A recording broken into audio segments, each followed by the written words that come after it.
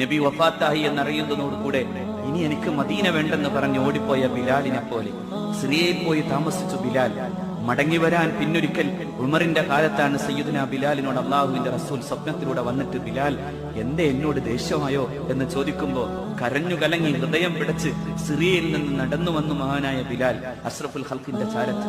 അപ്പോഴാണ് സഹാബാക്കൾ ഒന്ന് ആ ബാങ്കുലി കേൾക്കാൻ ആഗ്രഹമുണ്ടെന്ന് പറയുമ്പോ രണ്ട് കുഞ്ഞുമക്കൾ അഷ്റഫുൽ ഖൽഖിന്റെ പേരക്കിടാങ്ങളായി സയ്യിദുനാ ഹസനും ഹുസൈനും ചോദിക്കുമ്പോ ആ പരിശുദ്ധമായ ബാങ്കലി ഒരിക്കൽ കൂടി മദീനയിൽ മുഴങ്ങി.